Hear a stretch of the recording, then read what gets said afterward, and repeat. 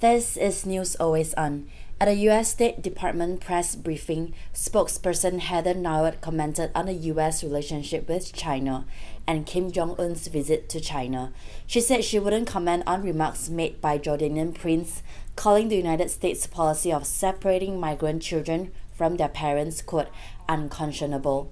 Nauert also said irregular migration is an issue that the Department of State addresses regularly. However, they are not focused on the policies being implemented by the Department of Homeland Security. As a general matter, as many of you are aware, we've discussed this many times before, we regularly discuss migration issues with countries all around the world, all over the world. And irregular migration is a challenge, not just in this hemisphere, but in other hemispheres as well.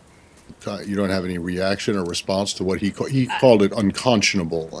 There are certainly plenty of times in which people criticize the U.S. government for a whole host of things, and we don't comment on everything that every foreign leader or dignitary happens to say. Can you share with us any messaging to embassies or consulates in some of the affected Central American countries? I can tell you that the issue of irregular migration is one that the State Department does address regularly with our partners and people all around the world, including in the Western Hemisphere. It's can be a shared problem, a shared issue that we regularly discuss with many countries. A mixed issue where you have the U.S. trying to get China to do something on one end and then these massive tariffs on the other. You know, we have complex relationships with a lot of countries where we have areas of cooperation and we have areas of disagreement. China would be an example of one of them. There are other countries certainly like that.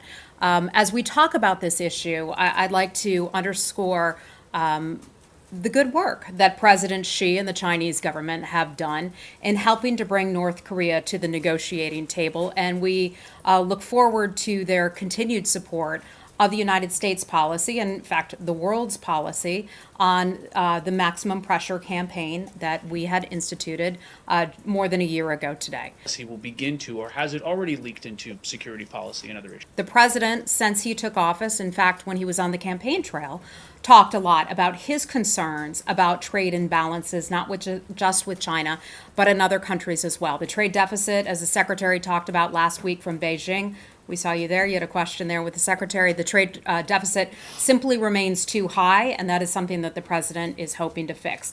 We have areas where we work with China and we have strong relations, but there are also areas where we're not always in agreement with China, and we will certainly bring those to light.